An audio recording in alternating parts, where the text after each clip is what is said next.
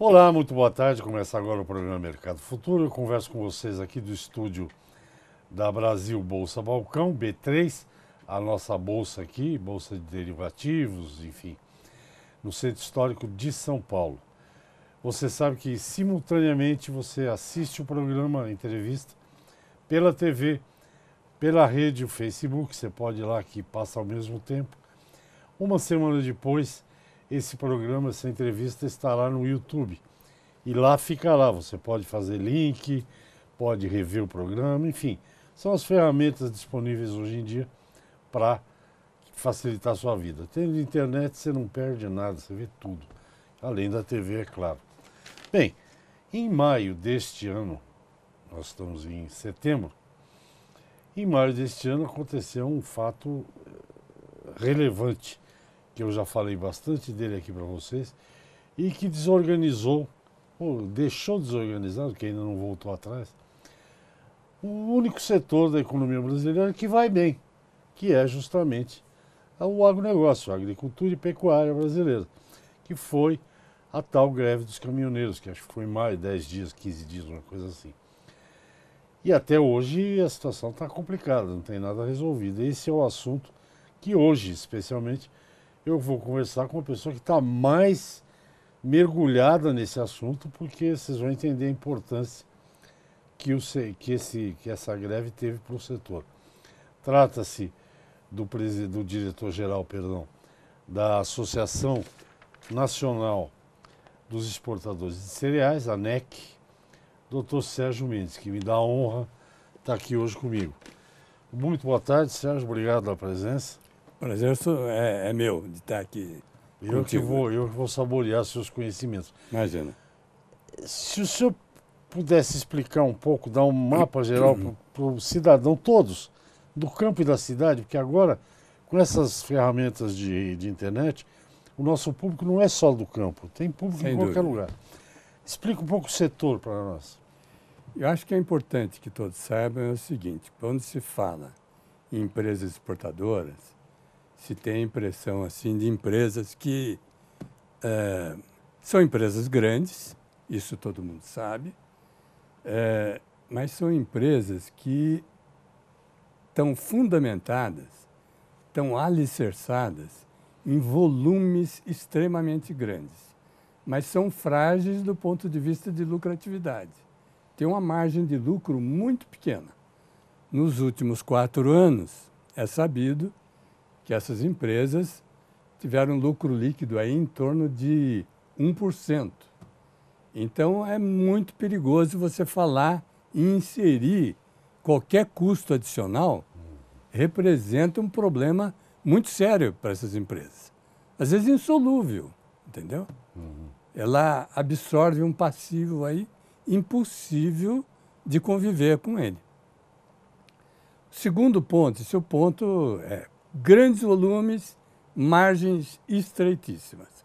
O segundo ponto, que é muito importante que todos entendam, é que você é uma atividade regida por bolsa de valores, que isso você conhece melhor do que eu, né? Quando você tem bolsa de valores, você tem um teto. Você não pode repassar custo, que é uma coisa muito comum, né? Às vezes, entrevistado, quando eu estou sendo entrevistado, me pergunta, mas com o dólar, tudo, o senhor pode muito bem repassar. Não pode repassar, né? Porque você está competindo internacionalmente e você tem um teto que você não pode ultrapassar. Então, a única coisa que você tem que fazer é tentar absorver esse custo. Mas nós já vamos ver, na sequência, que esse custo é tão alto que não tem como a cadeia, não é só o exportador, não tem como a cadeia absorver esse custo. Ele é muito alto. Tá? O terceiro problema que a gente precisa deixar claro é o seguinte, quando você tem grandes volumes, que é o nosso caso, é possível você absorver algum gasto fixo, seria possível. Mas gasto variável, que no frete, aí no caso a tabela de frete, é um custo variável, quanto mais você exporta, quanto mais você aumenta o volume, mais você vai pagar. Então é uma coisa que é só fazer conta. Não tem solução, gente. Não tem como absorver esse custo adicional, né? Vamos fazer uma conta simples, né? Vamos passar para logo dimensionar o tamanho do que a gente fala dessa encrenca aí, para a gente saber o que é possível fazer. Se vocês pegarem o frete, por exemplo, isso, para a gente não ficar explicando média ponderada, que não sabe de onde tirou essa média ponderada, vamos pegar um lugar que é bem mais próximo no Centro-Oeste, que é Rio Verde. Vamos pegar Rio Verde até Santos, que é mais ou menos uma média ponderada da maior parte daquilo que se exporta de grãos no Brasil. Você vai ter, antes da tabela, você vai ter um custo de frete aí de $170 por tonelada. A partir da tabela, esse custo passou a 225, sem computar o frete de retorno. Veja bem, não estou computando o frete de retorno. São R$55 por tonelada a mais. Então, agora, a partir do ano que vem, esse gasto vai cair nas costas do produtor. Então, vamos dimensionar. Aí não vai ser mais o custo por tonelada, vai ser custo por hectare. Então, vamos ver. Vamos reduzir esse custo de 55 por tonelada, vamos ver por hectare quanto vai ser. Então, vamos pegar o rendimento de soja, que seria aí, vai dar o último da Conab, deu aí 3,4, né? E vamos pegar... 3%. Né? Não, 3,4 toneladas por hectare. Ok.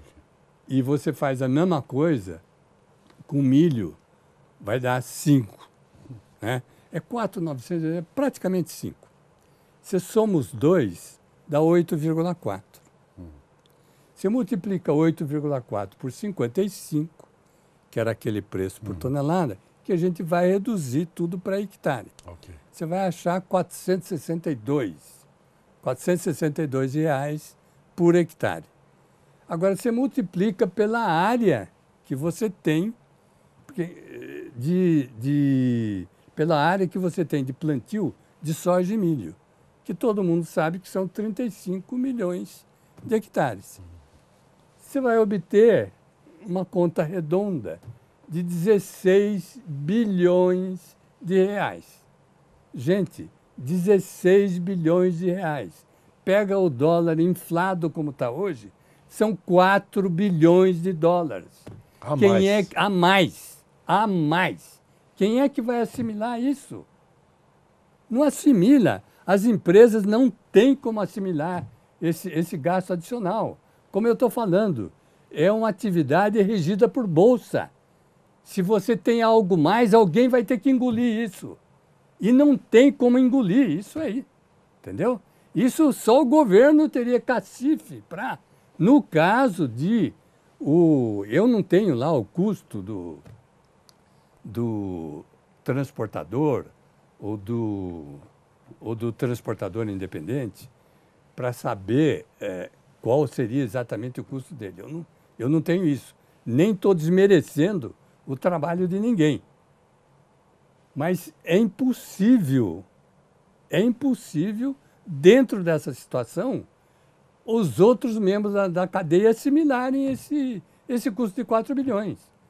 Isso, quem tem cacife para isso é o governo, entendeu? Então, se o governo acha que estão ganhando pouco, o governo teria que haver uma forma, como já existiu no passado, de estabelecer um preço mínimo, por exemplo, para o produtor.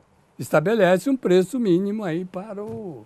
Mas é o governo que tem que pagar, não tem como essa atividade que é super competitiva no mundo inteiro, e sendo que o maior problema que nós temos é exatamente o logístico, é aí que está a maior desvantagem brasileira, uma desvantagem que chega a $20 por tonelada.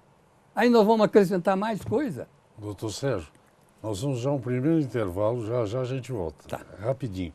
Lembrando que o doutor Sérgio falou, se a soja, se Chicago diz, a Bolsa de Chicago, diz que a soja é $10 o bucho, né, que é em bucho, o exportador brasileiro não pode dizer, não, eu só vendo por 20, não rola, não tem negócio. Vamos ao intervalo, o assunto é muito sério, a gente volta já já. Até já. Ok, você assiste o programa Mercado Futuro, eu falo aqui da B3, Centro Histórico de São Paulo, num dia... Bom, vamos ficar por aqui, vai. Eu converso com o diretor-geral da Associação Nacional dos Exportadores de Cereais, o doutor Sérgio Mendes, que está explicando com realidade. A ANEC sabe exatamente o que significa esse atraso que o governo federal inventou aí, para acabar com o movimento grevista, de tabelamento de frete. Tudo nesse setor funciona na base do mercado, é o mercado que dá o preço. Se tem, todo ano a gente vê isso, eu pelo menos aqui há uns 15, 16 anos. Tem uma certa época do ano que tem muito cereal para ser exportado. O que acontece? O frete sobe. Outro ano não tem tanto, o frete desce. É assim que funciona. É assim que e funciona perfeitamente bem. Agora, teve uma super oferta de caminhão, para comprar caminhão, não sei se o senhor vai falar sobre isso também. Mas, enfim, o setor está desorganizado, ninguém sabe bem o que vai rolar. Está na mão do excelentíssimo senhor Luiz Fux. Exatamente. E a pior coisa que pode acontecer para esse setor é imprevisibilidade, né? Você não ter como prever dentro de uma situação onde você tem eleições, você tem flutuações do dólar acima daquilo que é normal, né? Você vai falar, mas é favorável. Não, não é assim. Assim como sobe, amanhã pode descer. Não é assim, não. Achar que está sempre favorável. Custo de fertilizante, por exemplo, aumenta. Né? E você que tem que ter, já está atrapalhando. Eu estou sabendo que o produtor não está fornecendo exatamente, não está fechando, porque ele não sabe exatamente o quanto de fertilizante ele vai receber a um preço que lhe seja interessante, compatível com seus custos. Né? Defensivo também encarece. Defensivo, tudo isso. Né? Todos esses componentes importados aí vão sofrer um aumento significativo. Então, é um setor que é imprescindível a previsibilidade. Se não tiver a previsibilidade, você não faz nada. Agora, preocupados com essa situação, tem gente, sim, você vê as cooperativas, eu sei que as cooperativas estão aumentando suas frotas. As cooperativas que assistem os produtores, né? Estão aumentando sua frota. Já houve perguntas se as empresas, não é muito negócio delas estarem cuidando de ter uma frota própria, mas é uma coisa que pode acontecer, sim.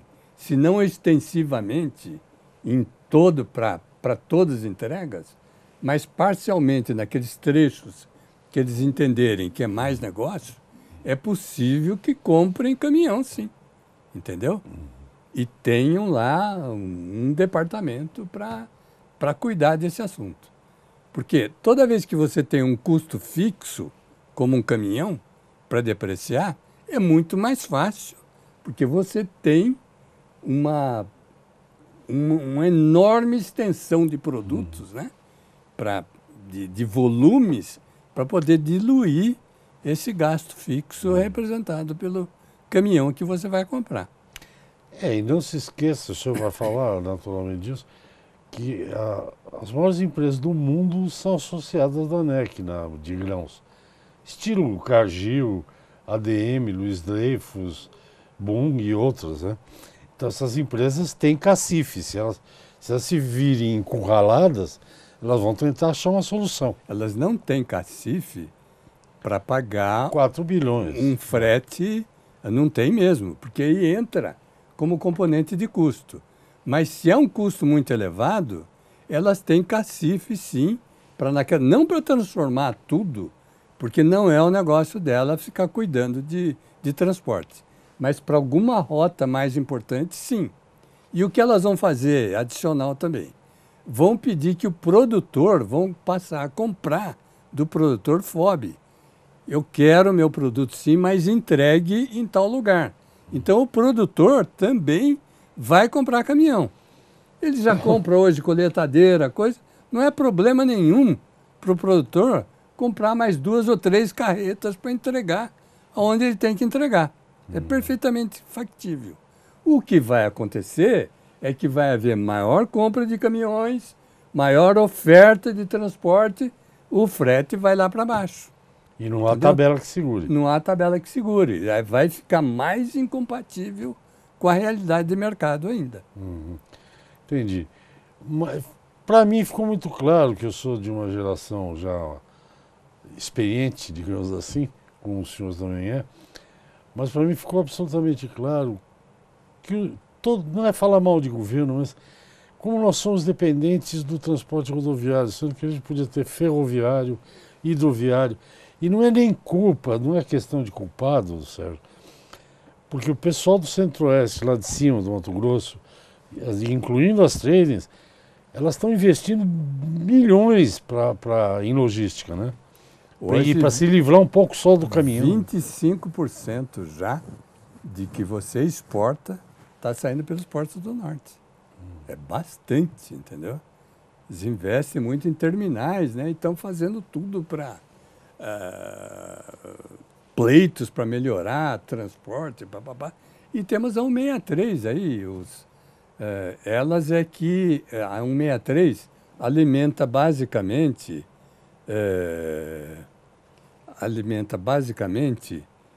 ali Miritituba, né? E com isso você tem fluxos de balsas, que é o transporte mais interessante para nós, que é o hidroviário. Você tem esse transporte indo para Santarém e para Barcarena, que são exatamente os portos que, percentualmente, mais cresceram nos últimos anos. Tem experimentado um crescimento Barcarena quase vertical, entendeu? Bom, isso é uma boa notícia. Boa notícia. Mas, juridicamente, o que vai acontecer enquanto essa tabela não define? Como é que as empresas estão se situando aí? Aí está dentro daquele quadro de imprevisibilidade que eu te falei. É impossível prever o que o Supremo queira fazer. Infelizmente, a gente não foi convidado para estar junto ao FUCS. Tem a CNI, o CNA, mas automaticamente CNI e CNA têm que falar de todos os produtos de uma forma geral, né? Eles não têm como atacar só o problema de grãos. Agora, grãos é o que mais sofre, porque é exatamente o que mais tem volume. E é o produto mais barato, então não tem margem para esse gasto adicional de frete. É perfeitamente compreensível isso. Pega o preço do milho, o frete da maior parte dos... Você vê, quem mais exporta milho hoje é Santos. 50% e vem do Mato Grosso, do Alto Mato Grosso, entendeu? 3 mil quilômetros quase. São 3 mil quilômetros, quer dizer, não paga o preço do milho, não vai pagar o frete, entendeu? Então como é que você vai fazer? Já a gente explica, o senhor explica, vamos a um outro intervalo. Eu converso com o diretor-geral da ANEC, a ANEC é a Associação Nacional dos Exportadores de Cereais, falando sobre o tumulto que está aí no setor. Eu volto já, é rapidinho. Ok, se você assiste o programa Mercado Futuro, hoje um programaço falando aí dos reflexos dessa greve de caminhoneiros que ocorreu em maio, no setor de grãos, especialmente milho e soja. E eu converso com o diretor-geral da ANEC, Associação Nacional dos Exportadores de Cereais, um executivo que eu conheço há muitos anos já, até de outros setores, antes desse setor de grãos. E eu lembro o seguinte, que um programa como esse, eu já te passo a palavra, Sérgio, é importante porque hoje talvez alguém, ou o próprio ministro, ou o que seja, não tenha se dado conta do tamanho da encrenca que é essa aí que ele vai julgar. Talvez alguém que o conheça, ou ele mesmo, assista essa sua explanação claríssima para entender o tamanho da encrenca que estão criando para o Brasil. Sem contar, que eu gostaria que você comentasse, que o Brasil é um grande produtor de proteína animal. E a proteína animal nada mais é, quando você está comendo um filezinho de suíno, 70% é milho, né? Mas eu deixo para você comentar. Exatamente. O caipira já fala, né? Que o frango é uma espiga que avua, né? Você tem já existe esse termo. Existe, aí, né? é uma espiga que avua. Que avua, porque você não pode viver sem esses grãos, você não pode, né? Então, setores de maior valor agregado, como o setor de frangos e o setor de carnes, vão ser diretamente afetados, né? Principalmente carne de porco, a gente está conquistando aí mercados interessantes na Ásia, né? E mesmo na Rússia. Isso tudo vai para o brejo. Eu queria fazer uma colocação rapidinha. No último mês, agosto, todas as commodities que o Brasil exporta, incluindo soja, milho, açúcar, café, algodão, etc., todas tiveram um mês negativo, que é reflexo de muita coisa, mas principalmente dessa briga que eu acho que vai acabar em pizza entre o Donald Trump e o Xi Jinping. Eu acho que os Estados Unidos e a China vão se acertar, porque eles são muito dependentes. Agora, vai sobrar para os outros. Eu não tenho dúvida disso. Nesse quadro, nesses anos todos, eu nunca entrei no começo de um plantio de safra de verão, que é a nossa maior, com tanta imprevisibilidade, como o senhor falou. Tanta dúvida, né? Tanta dúvida. É um perigo isso aí. Essa era a oportunidade para a gente estar, como o caipira diz, nadando de braçada, né? Porque nós temos o dólar favorável, nós temos um prêmio sobre a soja brasileira em relação à soja americana, nós devíamos estar compromissando grandes volumes, tudo isso está em compasso de espera, porque o pessoal não sabe o que vai acontecer. Eu tenho outra pergunta para o senhor, que é o seguinte, já ia fazendo outro bloco, eu esqueci. No caso do café, esse negócio de... O senhor lembra que o senhor falou da vantagem? O dólar está 4, não sei o quê. Os compradores do café brasileiro, eles acompanham o movimento do real e eles descontam, agora que o dólar está 4,10, eles dão desconto no preço que eles pagam. Não sei, para os outros grãos também tem. Eu não sei exatamente se fazem esse... Você entendeu o que eu falei? Eles percebem que o produtor de café está ganhando mais reais, que o dólar subiu, aí eles dão desconto em dólar para equilibrar as coisas. Sei. Eu não sei, eu garanto para você que eu não sei que tipo de negociação tem com o produtor. Mas é um mercado onde os exportadores têm um respeito profundo pelo produtor. A ANEC, ela tem como missão dela defender o produtor, entendeu? O pessoal entende, sabe que eu não estou conversando mole, né? A ANEC foi a maior defensora da Lei Candir, então nós não estamos aqui dizendo... E esse fato que está acontecendo hoje, eu acho que tem uma importância para nós tão grande quanto foi a Lei Candir lá, só que ele veio para o mal, né? E a Lei Candir veio para o bem. A Lei Candir foi a lei que beneficiou a exportação, porque tirou ICMS. Exatamente, e com isso fez com que porque até a Lei Candir, você era um platô e não saía dali, entendeu? E todo mundo tinha que disputar duramente aquela quantidade, né, que era sempre a mesma, de soja e de coisa. Com a Lei Candir, isso aí subiu. E hoje você tem soja para ser exportada, para ser esmagada, para exportar farelo, para aumentar a atividade dos outros setores dependentes, que são, né, das carnes.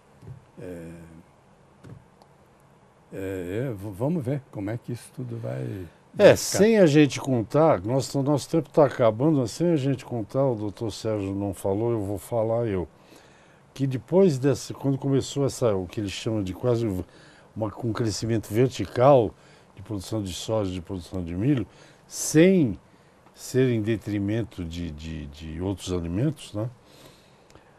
O Brasil, por essa competitividade mesmo com todos os problemas de logística, eu que acompanho o setor há bastante tempo, quando eu comecei a trabalhar nesse setor, a produtividade média brasileira de milho era de 1.500 quilos por hectare. Hoje é de quase 5 ou mais, né? Já. É 5, o número que eu te dei para fazer aquele cálculo dos 4 foi 5, né? Doutor... É o que a Conab acabou de publicar aí. Tá ok. Doutor Sérgio, foi uma honra entrevistá-lo, o programa acabou. Prazer muito grande estar aqui com você. Os telespectadores foram presenteados com a sua calma, sua sabedoria, a maneira que o senhor explicou um assunto tão complexo. Eu fico muito agradecido e espero vê-lo em breve aqui de novo. Foi um prazer e a gente está sempre à disposição. Muito obrigado. Gente, até amanhã. Amanhã tem mais. Obrigado pela atenção. Até lá.